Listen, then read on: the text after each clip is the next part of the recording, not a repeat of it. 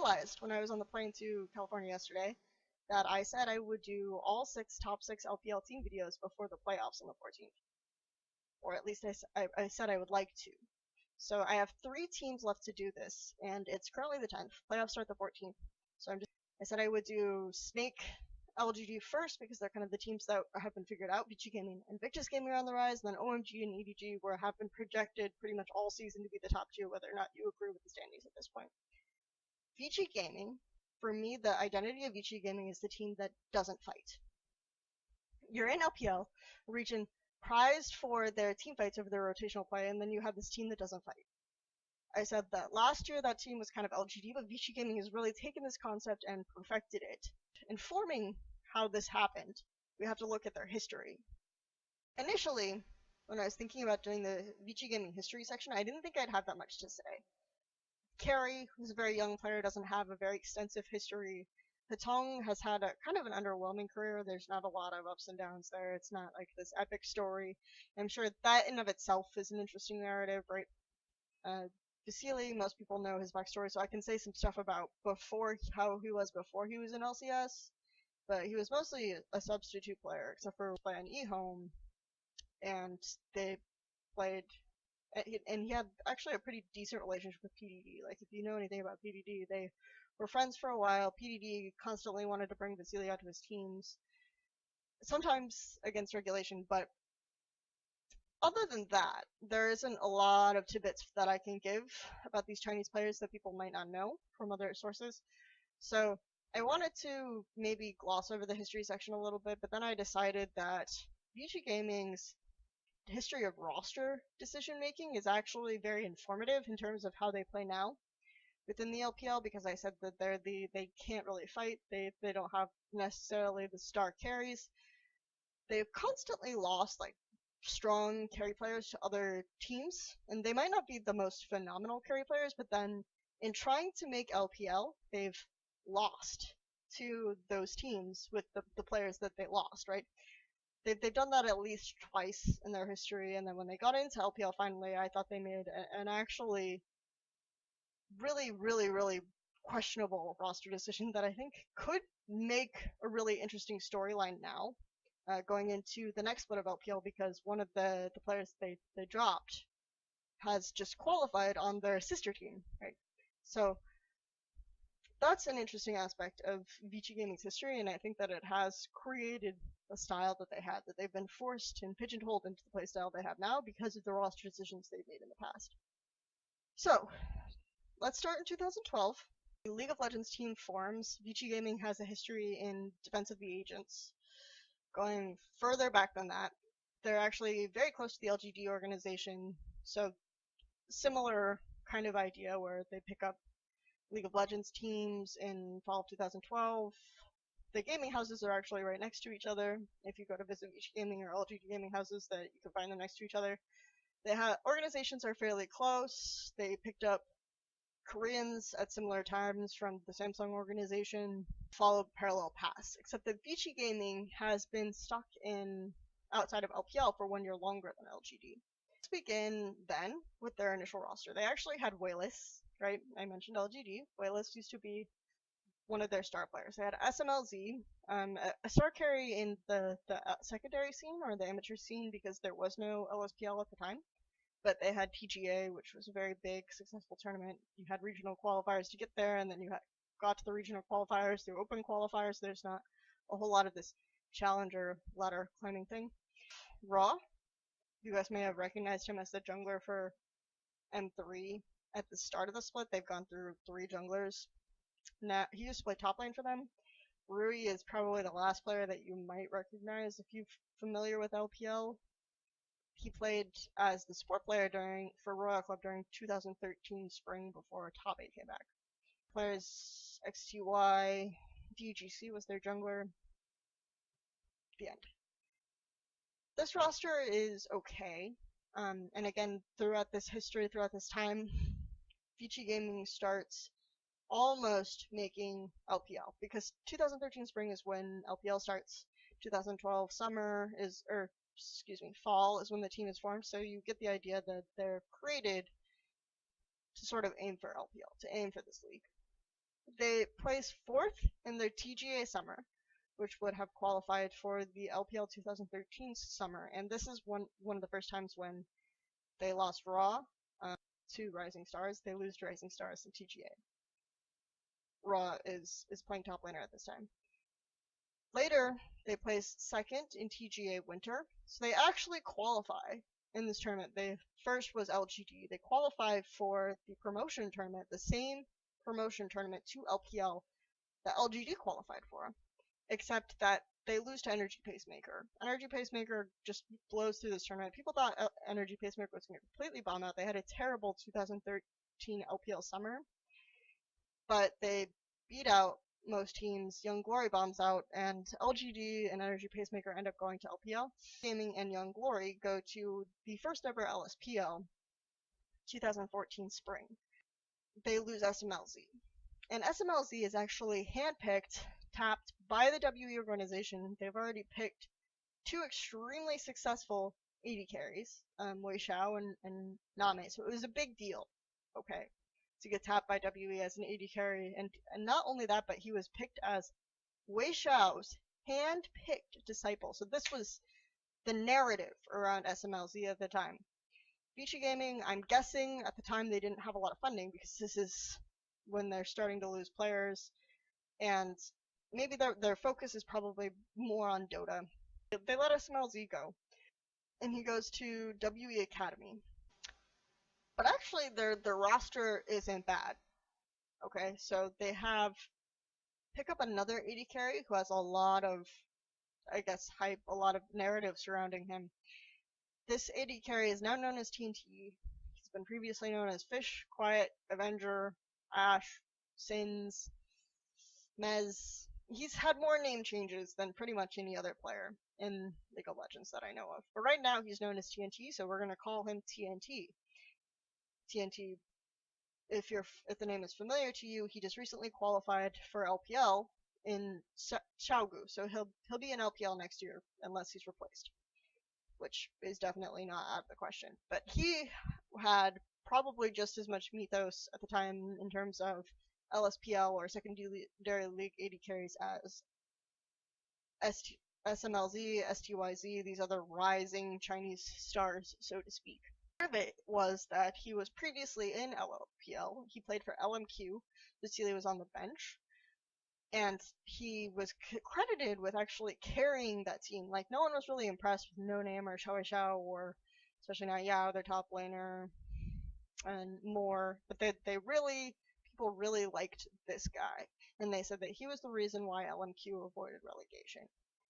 So he's a pretty decent AD carry for this split. Like, okay, we lost SMLZ, potentially Wei Xiao's disciple, but we picked up this other very good guy who initially Royal Club was willing to move UZI to the mid lane and put him on their roster as an AD carry. So this is a pretty okay, decent move on paper. They get carry joiner, and they get Aimee. They still have Wayless, and this is a pretty good roster, right? Overall. So it's not bad, except in LSPL 2014 spring, they lose to WE Academy. WE Academy, Young Glory, plays 1st and 2nd. They get auto-promoted to LPL. Vici Gaming places 3rd. So they, again, just barely miss it, and they lose to someone who took one of their star carries before and then had success with him. After Vici Gaming places 3rd, because LSPL 2014 spring is known as kind of the spring of LSPL top mid laners, where there are a lot of these rising mid laners with a lot of promise. We had, in the previous summer, we had these rising AD carries. We had TNT, we had SMLZ, we had STYZ. I already listed all of those, and now we have the rising mid laners. We have Wayless. Xia was on WE Academy at the time, who's known for his really good laning phase. You have Jiangun, who switched from top lane to mid lane and had a lot of success making like these ridiculous dives, doing all these. He actually had more deaths when Young Glory did go to LPL than any other mid laner, or any other player, frankly. But he always made these crazy plays and he'd get away with these things, and in a way he was like the UZI mid lane. Then you had Wayless, who I mentioned, also known for making some of these hero plays, but definitely I think has a more sophisticated farming minion manipulation style overall that develops over time. And finally, you have Cherish, who's on a team called SPG. The only other player that's really notable on this team is going to be their support player 300. Vici Gaming just lost a bunch of their carries, or I guess their mid laner. They still have a pretty solid structure for a team, but they don't really have a good support. They merge with SPG, they create two teams. One is known as Vici Gaming Stars, and one is known as Vici Gaming Potential. To set up the narrative between these teams, this is kind of a funny story, because Vici Gaming Stars had all the talent on it, and Vici Gaming Potential, I can't. It's just meh. Like, they have this okay top laner, also called Rui, not to be confused with the support player that they had called Rui, who was the only salvageable player from the Vici Gaming B team that they had previously called Vici Esports, which just, I think they placed dead last in LSPL spring 2014. So they pick him up. They have a player called Mao on 80 carry. They just, not really a whole lot of notable players that you might have heard of otherwise. But they have all of the stars and Vici Gaming Stars. And this is where they make one of their most, like, this is where the roster decisions just get really perplexing. Okay, because they have these substitute players called Zun and Bobo. Okay, you're following me, right? Zun and Bobo, like, Zun can play Kassadin, okay, he's overwhelmed just fine. You have Bobo, also just fine, can play Lucian. So there's kind of some OP champions at the time that they can play and they can do well. And they look okay in those games. Like, they're not bad, but they're not, relative to Cherish and TNT, they're just mediocre. The team also has Tabe as the coach, so they make some of these smart vision control, they make the smart rotations like Vici Gaming Potential and Vici Gaming Stars, though they have these really weird rosters, and you're wondering, why is Cherish on the bench? Why is TNT on the bench? Is like TNT just some toxic piece of cancer? Like, why do he keeps Royal Club drops him, LMQ drops him, like, now he's benched on Vici Gaming. Where does this guy go? Why can't he catch a break? What is wrong with him? People say he's got a lot, like, maybe they just don't want him to be like the SMLZ or the STYZ who eventually gets into LPL or eventually plays without like a good support and then just falls on his face. Maybe they don't want the illusion to be dispelled, so they just never let TNT get back into LPL after his really good run on LMQ. Maybe. Okay, I have no idea what the issue is with TNT. It's really perplexing to me. I'm excited for that reason to see him in LPL on Xiaogu next split, just to see, like, he probably won't do that great. I mean, whatever. But it'll be really interesting just to see this finally fulfilled after so long. And then they still have Carry, the top laner, Aimi. So these are going to be, and then 300. So these three players are going to be your primary carries. It's like this mini version of Vici Gaming as they are now. It's like the training ground for Carry in terms of how he fits in this team.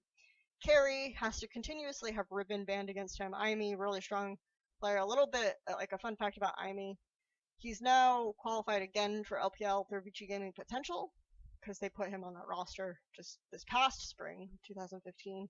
He used to be on a team called CC Club, and CC Club's only claim to fame, okay, was knocking OMG out of one G League qualifier, and then everyone thought they were going to be really good, and then they weren't.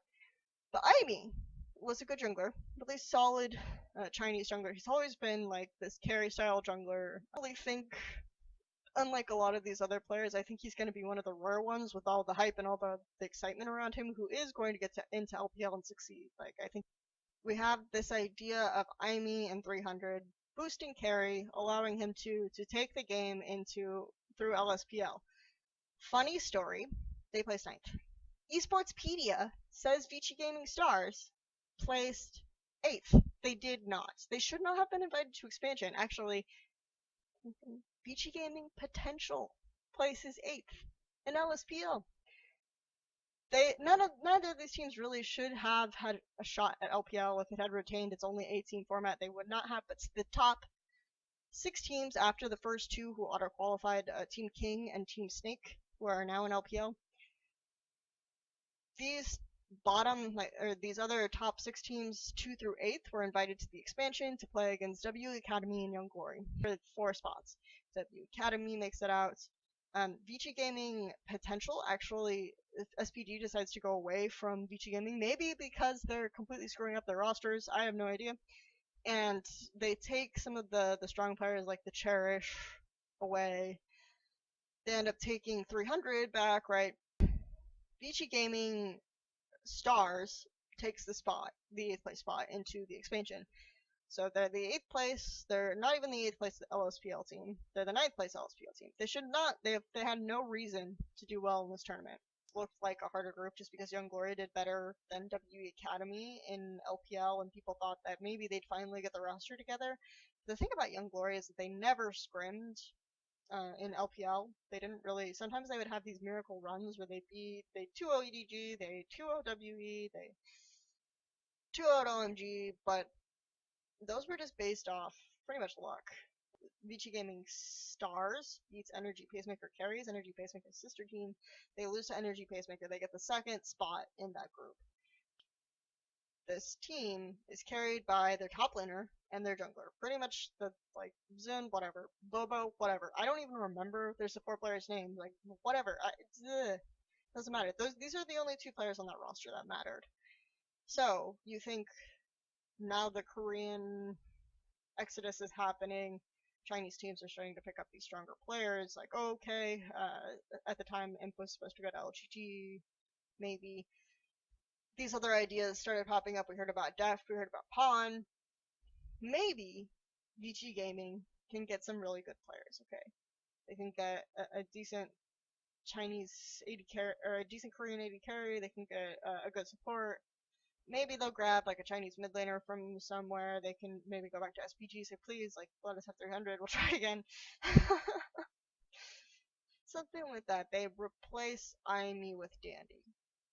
Now, people think that I'm probably crazy, that I drink this Kool-Aid, and I actually am crazy enough to think that Aimee is better than Dandy. I don't think that at all. No, I know Dandy is miles ahead of Aimee. I think Aimee is a great player. Within the LSPL context, he's able to carry. Now that he's carried Vici potential into LPL, he's able to carry 2 teams into LPL from LSPL. That's a pretty good accomplishment, all things considered. But he's not Dandy, okay? And this past split, he played well against Swift on a couple occasions. So he has tested himself against some of these high-level junglers. But he's not Dandy. I'm not saying that. This is remotely. That's irrelevant. The point is that you have this roster with these 2 star players as this core. Build around them. Get players around them. Players that can take the load away from them. Don't replace one of them and then, okay, maybe from here they can still savage the roster. I mean, I don't want them to replace Aimee. I think Aimee has definitely shown that he's deserved to be an LPL. But maybe they'll get a good Chinese mid. Like Mata is obviously a very good move because they needed a good support player. And of course Mata and Dandy's, like, their synergy is really strong, so maybe that's something that will keep this roster together, allow them to do well on LPL, and they can get a good Chinese AD carry, a good Chinese mid laner. The thing that happens now is that Hunter, the CEO of Vici Gaming, is sure they're gonna get Cool. Like, he comes out of Weebo and says, Cool's really close to signing with us. Cool isn't gonna sign with Vici Gaming.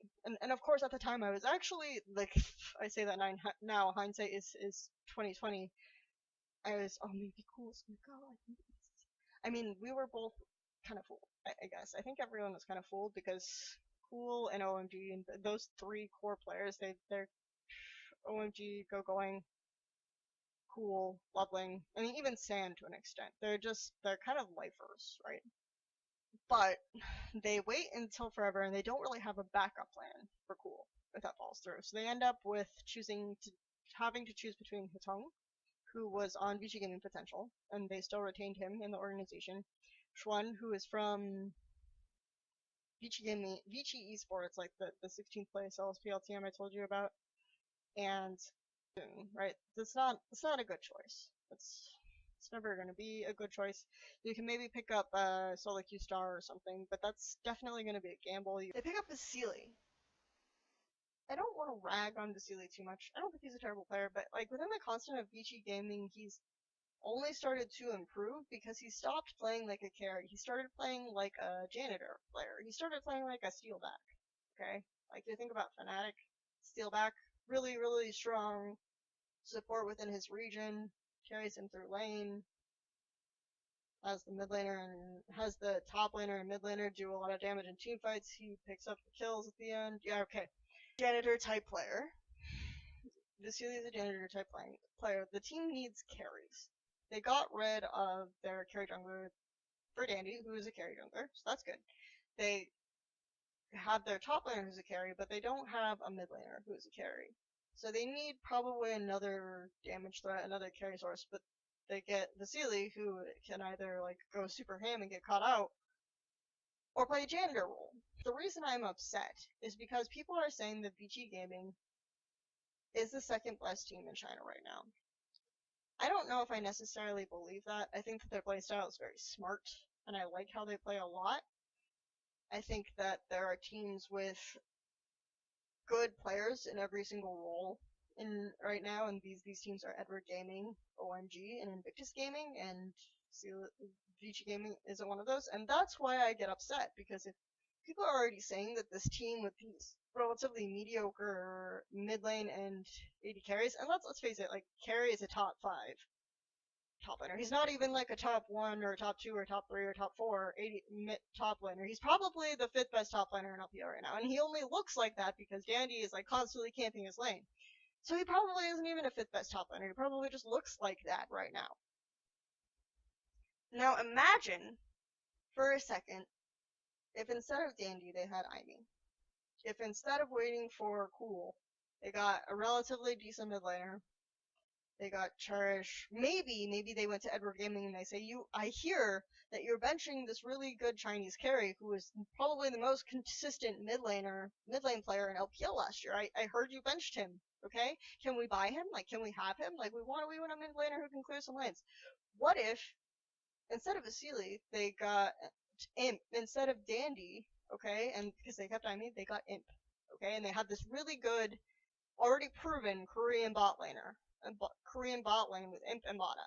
That team suddenly looks really phenomenal. They have like this top laner carry. They've got you, like the wave clear mid. Like EDG actually has pretty low transfer rates on their players. Like, they let Name go for a relatively low transfer rate because they've said that they just want their players to succeed. So if you get an offer from another team, and he wants to play, he could probably just go. Like, this is a no-brainer. AD carry, Imp, Mata, really strong Korean bottom lane. They already have this really good communication. Like, Imp can play this carry ham role where he gets a lot of kills, he just blows people up. GD, let's say if instead of TBQ, probably the worst jungler in LPL right now, they had Dandy, okay? And then they retained XQ, and again, I'm not saying XQ is better than Imp, because Imp has been playing like actually pretty phenomenally. XQ is just good. Like, he was probably one of the better AD carries last year in LPL, and he obviously had PYL with him, so that maybe inflated his laning phase a little bit. Let's say they had XQ PYL still retained, they had Dandy, and then they had Acorn, and then they had Willis. So suddenly, look at this, like this, I did this one little move, and maybe you don't even get you. Maybe you stay with Hitong, and Hitong just plays really safe, and he just still clears lanes. It's still not a bad team. Like, suddenly you have, like, Hitong isn't the worst mid laner, like TBQ is the worst jungler. Suddenly you have these 5 really good teams with pretty good players in every single role, instead of just 3. Just say, obviously this happened for a reason, okay? It's so simple and it's so straightforward, and we can't really necessarily blame Vici Gaming for this. Probably Dandy and Mata were a package deal. Problem is that this is just one more roster move, and this line of roster moves that Vici Gaming has made. And maybe we'll get a good mid laner.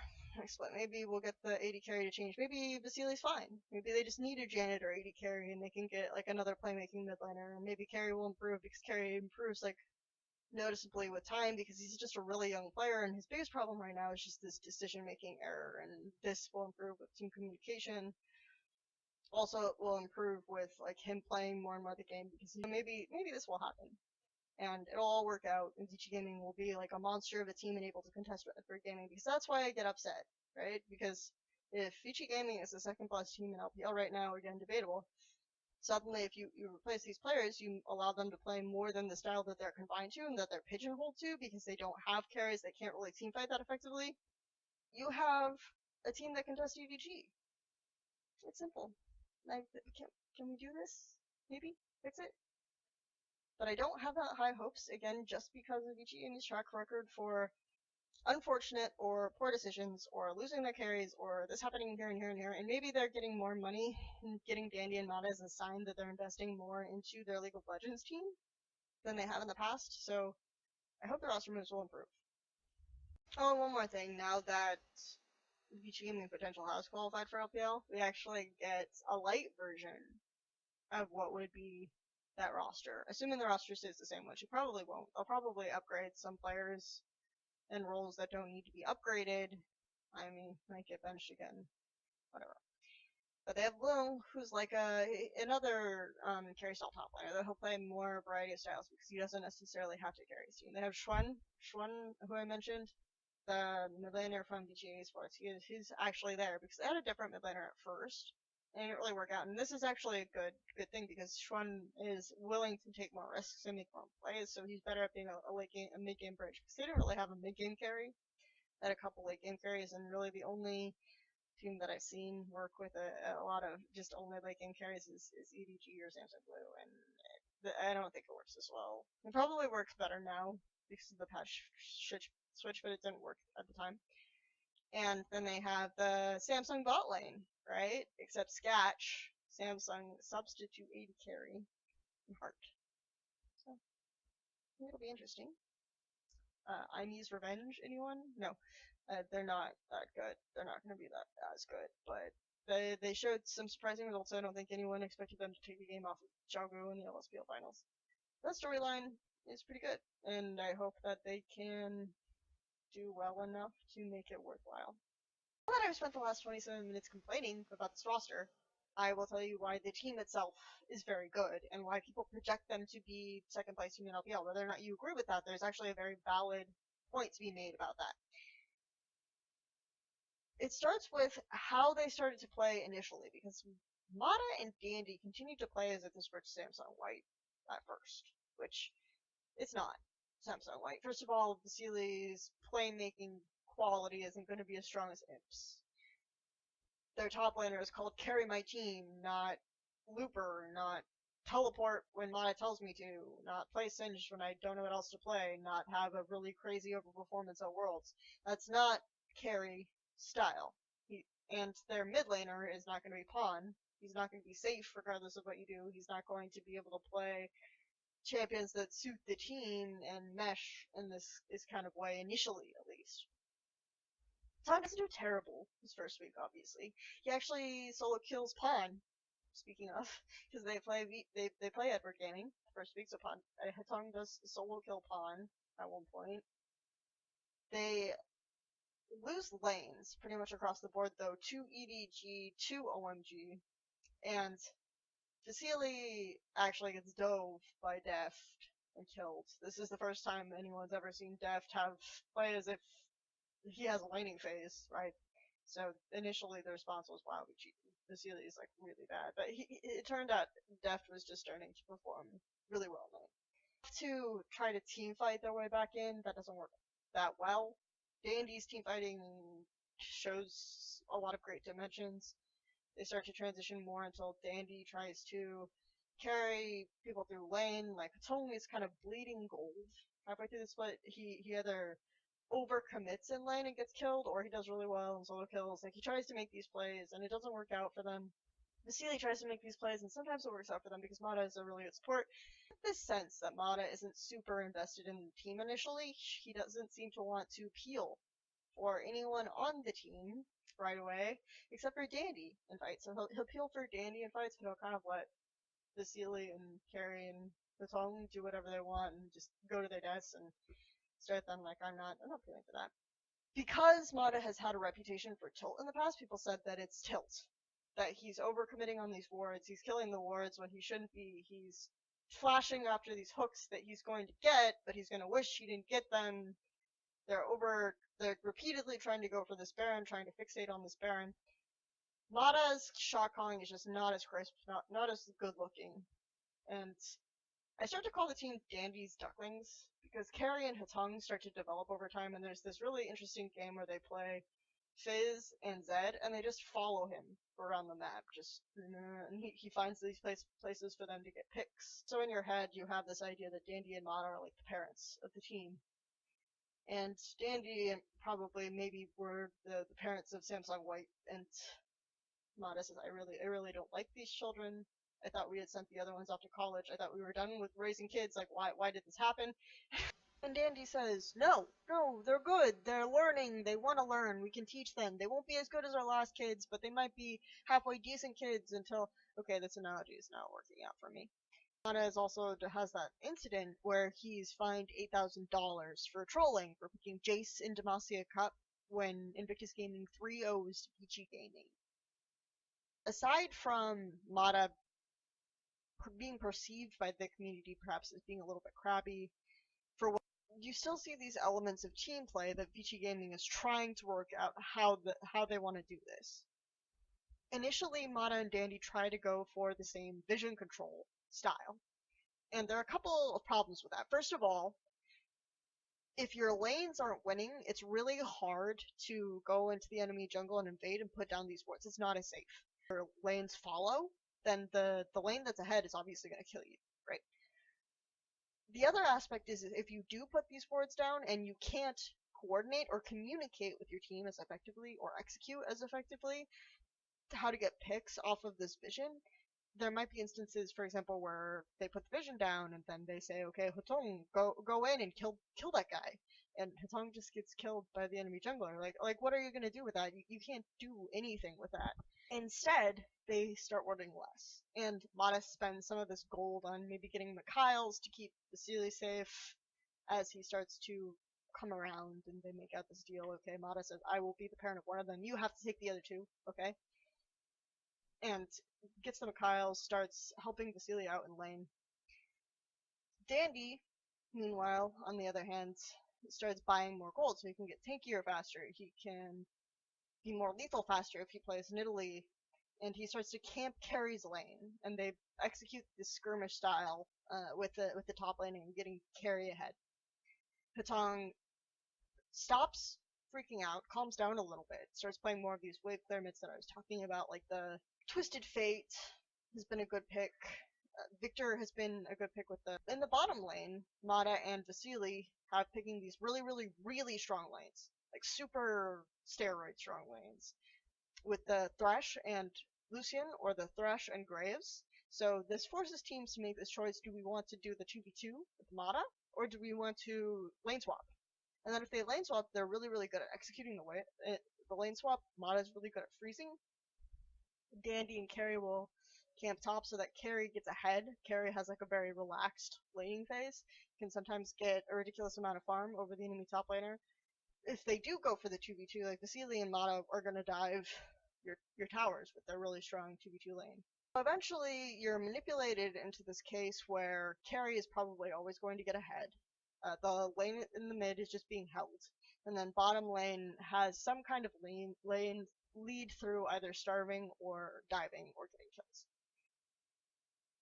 At this point is when Hatong becomes more of a factor because he plays this split push Twisted Fate, or the split push Victor, or whatever he plays. He's going to put a Lichbane on it and just direct around the map whenever a team makes a poor rotational decision. They just get a free tower to accumulate early leads without ever really fighting you head on, aside from getting these picks, because Vasily is the assassin. If he gets enough of a lead through Mada's tutelage, if Mada can get a pick, then Vasily can eliminate someone with some of his burst. After they get this ridiculous kind of lead and they can rotate to the objectives in this way, then they'll fight you. Okay, they'll only fight you with a stupid lead. They'll only fight you when your top front line is broken and bleeding because they got like 2 CS the entire first 15 minutes of the game. They'll only fight you when Vasily has so many kills that it doesn't matter if he dives into 5 people because he'll kill you anyway. Then they'll fight you, and they'll kill you, and they'll win the game. And that is Vici Gaming. This is when I'm going to start proving my points by showing you footage from an actual Vici Gaming game. And to look at the pros and the styles to run down the good parts that I just went over, I'm going to show you a Starhorn Royal Club game for this week. The reason why is because I want to use recent videos that are patch relevant, but there aren't a lot of teams that still care. Like, even the EDG set, they weren't really playing their typical EDG style. It was really sloppy. They played, like, these no damage comps. It was kind of a disaster. But Starhorn Royal Club, both of these teams still very much want to win at this point. So even though Starhorn Royal Club gets steamrolled, and this isn't an even matchup at all, it illustrates what Vici Gaming does well. And they've done this to Snake. If you go and see Monte Cristo's VOD review of Snake versus Vici Gaming, you'll see a very, very similar game. So I feel like this is still representative of what they do to some of the top teams, even if it is Starhorn Royal Club. To start this lane swap scenario, you can already see Starhorn Royal Club Cola getting bullied by Vasily as he holds this wave really well. Mata set this up. He went back down to accompany carry in this case. In this instance, because Name is eventually forced to swap back with Cola, Vici Gaming immediately transition and they grab this dragon really early on. So this is already a free objective for Vici Gaming. After getting some additional picks, they know because of the ward placement in the upper brush that Starhorn Royal Club is going to transition to start farming the jungle. Vici Gaming pull their resources to the bottom side of the map, knowing that the waves are mostly pushed out on the other sides. They bully Starhorn Royal Club away from their own turret, and they manage to secure this very easily and extremely effectively. Here, Dandy is farming his camp. They're going to do another very similar flank where they bully people away from the camp. They know that because Carry just pulled out that top wave, that Cola is tied up. So they're able to just go in on this turret, flank it very successfully, and take it out, just because they know where the waves are, where the members are. In this case, this just illustrates the Vasily is the assassin pattern, because if he has enough kill and enough gold, like Zero overextends here, he gets caught by there and just blown off the map. Here is where Vici Gaming fights. They have so much gold. Starhorn Royal Club's front line is very far behind, but they're still extremely sloppy. And this is the point that I want to illustrate, is that they're not the best at fighting. Like, some of those abilities were executed poorly, like Carry overblew his ability trying to get at Name and couldn't get at that black line. So because of that, they lose some of these kills here. But still, because they have so much gold, it doesn't matter, and they just brute force you, and they tear you down, and they do end up getting this turret here as well.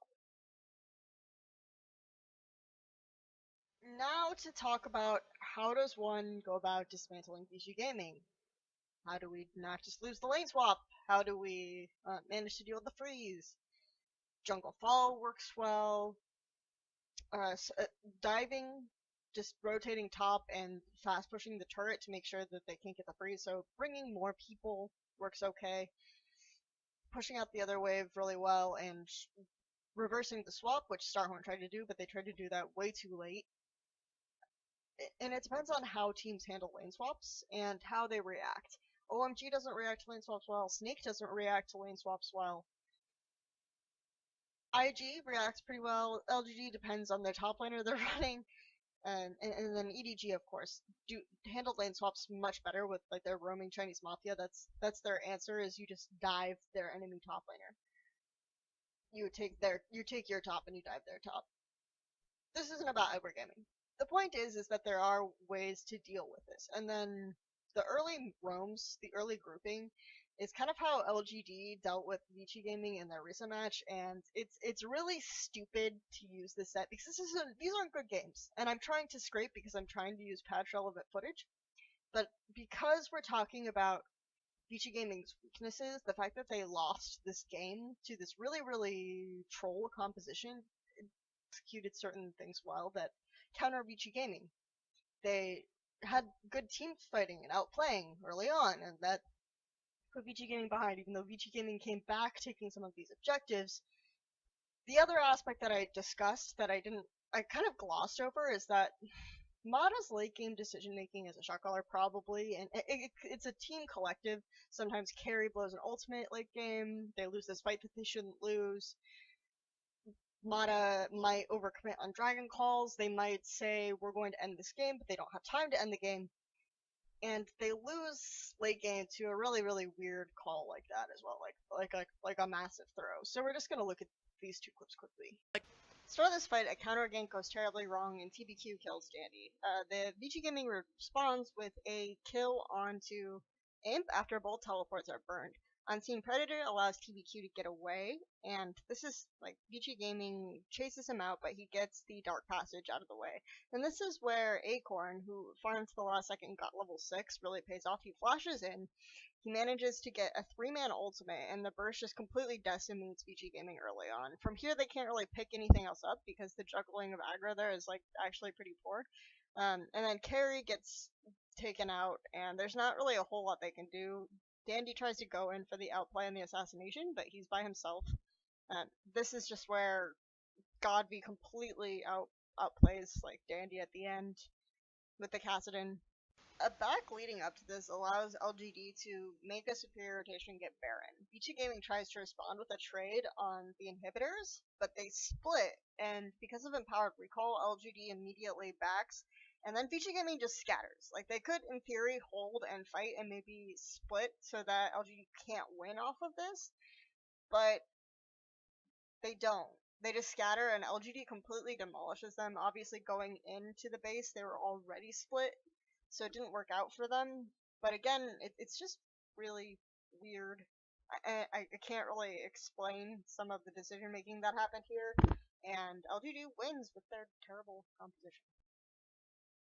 Outside those examples, obviously the best way to deal with it is to prevent yourself from getting in this situation where you have to lane swap, or where you're thinking about putting yourself in a disadvantaged 2v2, where Mada has this kind of playmaking champion. I would actually target, in a ban phase, I would target Thresh, or I would target Janna in some case, like early pick Janna, target Thresh.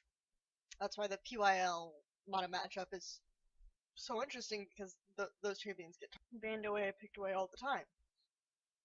That prevents him from picking this champion that has so much lane control, and makes you think, I don't want this 2v2.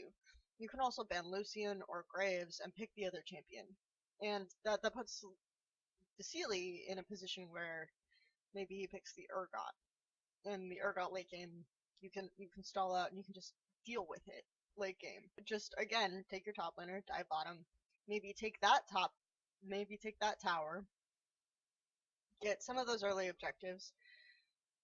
Do a fast push strategy. This is why OMG, in some respects, could match up well against Vici, because OMG loves to do the fast push. They love to group and take the towers, they love to do that sort of play potential.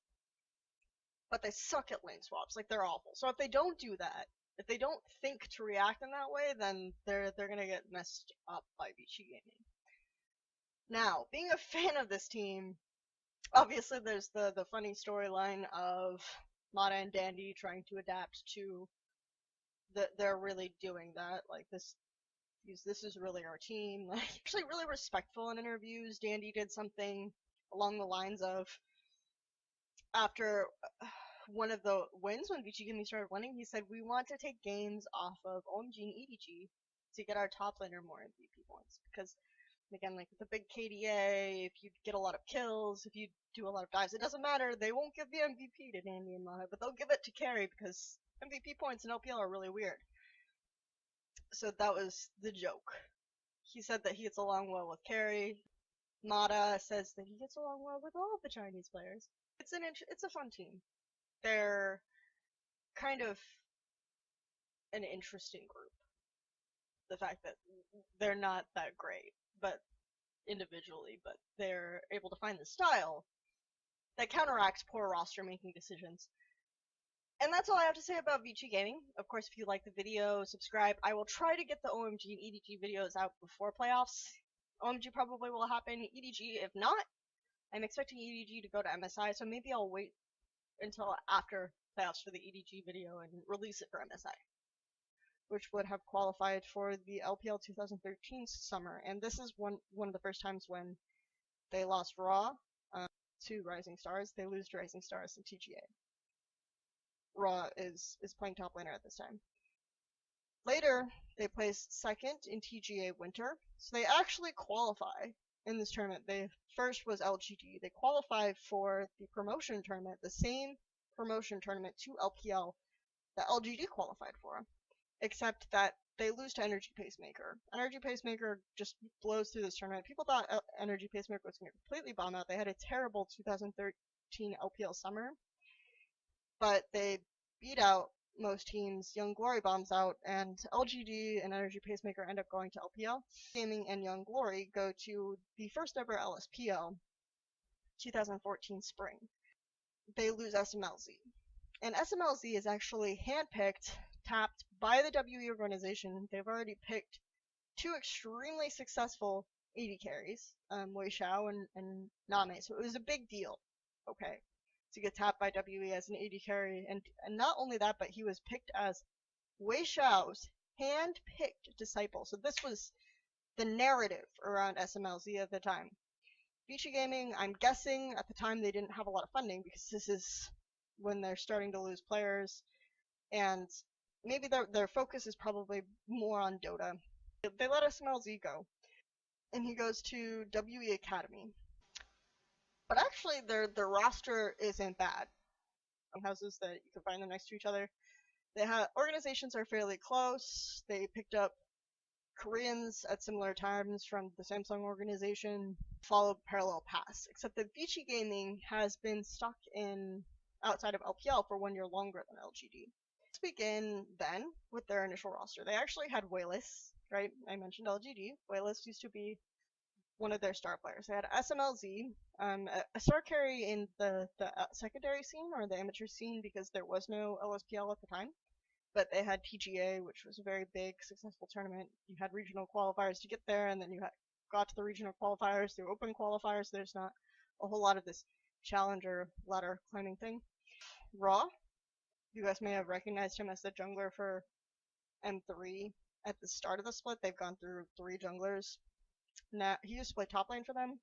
Rui is probably the last player that you might recognize if you're familiar with LPL. He played as the support player for Royal Club during 2013 spring before Top 8 came back. Players XTY, DGC was their jungler. The end. This roster is okay. And again, throughout this history, throughout this time, Vici Gaming starts almost making LPL, because 2013 spring is when LPL starts. 2012 summer is, fall is when the team is formed, so you get the idea that they're created to sort of aim for LPL, to aim for this league. They place 4th in their TGA summer, okay, so they pick up another AD carry who has a lot of, I guess, hype, a lot of narrative surrounding him.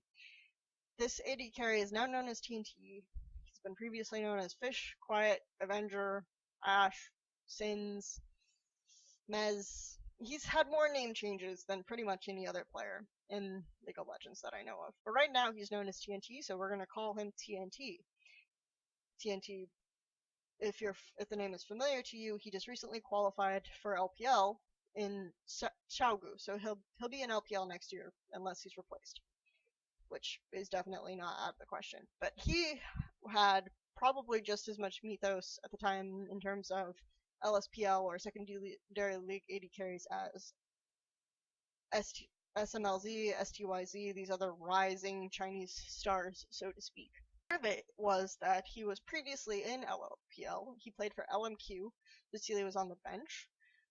And he was credited with actually carrying that team. Like, no one was really impressed with No Name or Xiao Xiao, or especially not Yao, their top laner, and more. But people really liked this guy, and they said that he was the reason why LMQ avoided relegation.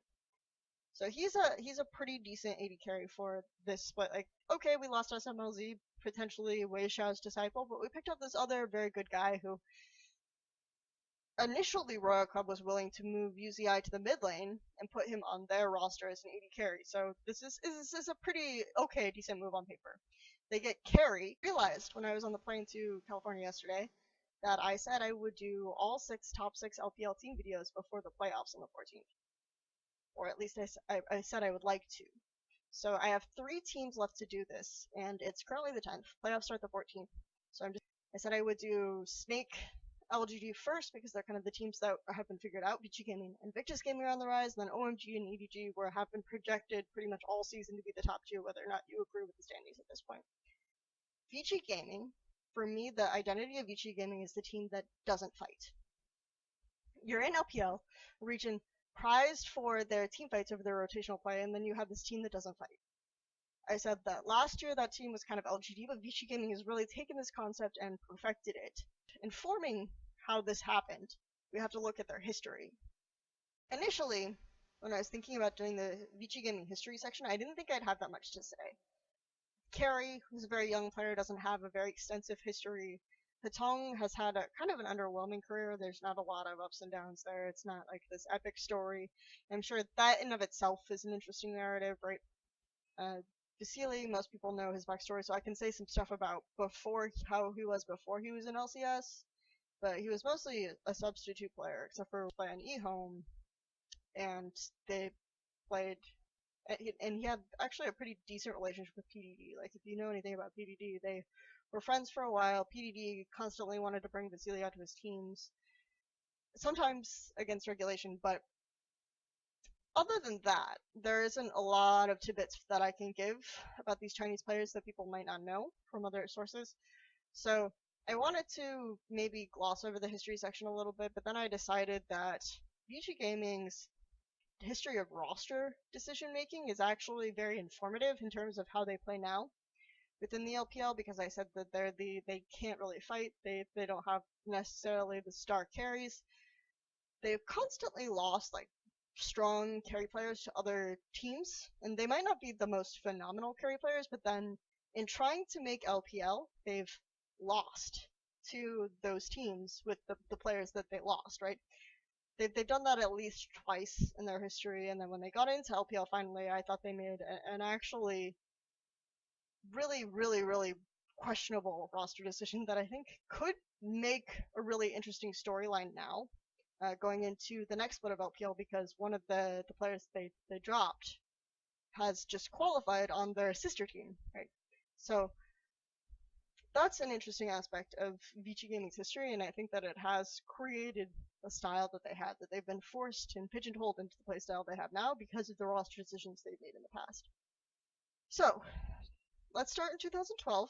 The League of Legends team forms. Vici Gaming has a history in Defense of the Agents. Going further back than that, they're actually very close to the LGD organization, so similar kind of idea where they pick up League of Legends teams in fall of 2012. The gaming houses are actually right next to each other. If you go to visit Vici Gaming or LGD Gaming,